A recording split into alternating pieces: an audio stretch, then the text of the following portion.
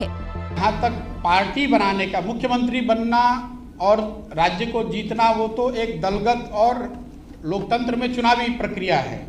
मैंने कहा कि अगर हम लोग पार्टी बनाने की तरफ बढ़ते भी हैं तो वो प्रशांत किशोर की पार्टी नहीं होगी। उसमें जो लोग साथ में आकर पार्टी बना रहे होंगे, एक ईंट उनकी होगी, एक ईंट मेरी भी होगी। मैं ये नहीं कह सकता हूं कि वो मेरी पार्टी है, मैं उसका चेहरा हूं, मैं उसका अध्यक्ष हो जाऊंगा और मैं ही उस पार्टी का सर्वे सर्वा हो जाऊंगा। बिहार में सामाजिक राजनीतिक जीवन से जुड़े हुए 20,000 के आसपास 17-18,000 लोग, समझिए कि एक महीने के बाद ये 20,000 हो सकता है।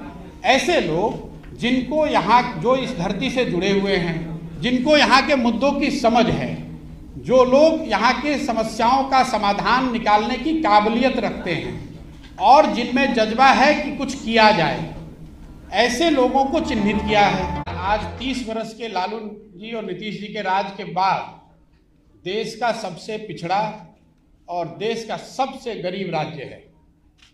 इस सच्चाई को कोई झुठला नहीं सकता है।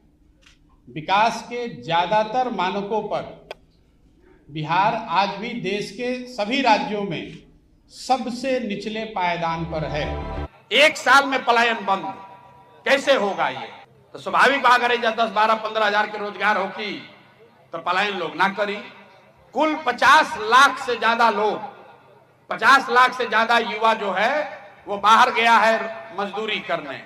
जो लोग बाहर गया है मजदूरी करने, वो औसतन 12 से 15 हजार रुपया कमाता है और खर्चा के बाद घरे 6 से 8 हजार रुपया भेजता है।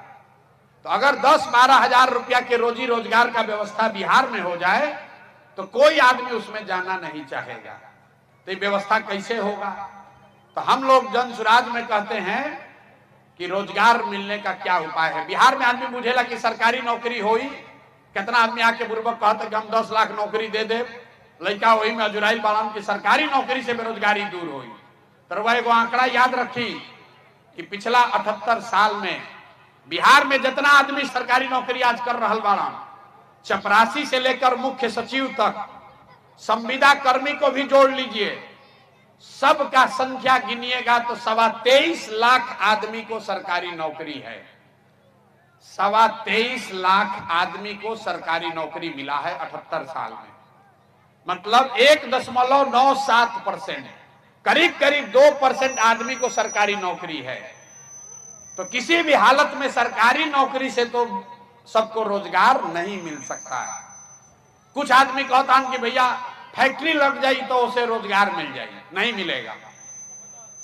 क्यों नहीं मिलेगा?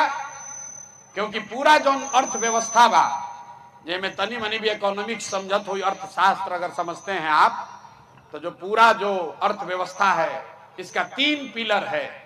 खेती है, फैक्ट्री है और तीसरा है जिसको कहते हैं सर्विस सेक्टर। होटल बा, अस्पताल बा, स्कूल बा, रेस्टोरेंट बा, गाड़ी बा, जितना चीज कंजम्पशन जो आप खा पी रहे हैं, करीब करीब खेती और फैक्ट्री अगर दोनों मिला दीजिएगा तो 35% होता है।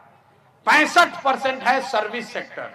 सैलून कोई खोला है, कोई मिठाई का दुकान खोला है, कोई रेस्टोरेंट चला रहा है, कोई स्कूल चला रहा है, कोई अस्पताल चला रहा है, कोई टैक्सी का धंधा किया है। ये सब सर्विस सेक्टर है। तो 100 रुपया के अर्थव्यवस्था में 65 रुपया ये सर्विस सेक्टर है। और सर्विस सेक्टर में सबसे ज्यादा जरूरत क्या है? आपके पास पूंजी होना चाहिए। पैसा रही तबे ना रवा रोजी रोजगार करब। तो बिहार में पूंजी का बहुत बड़ा अभाव है। यहां लोगों के पास पूंजी नहीं है। आपको लगता है कि यहां लोगों का पलायन होता है।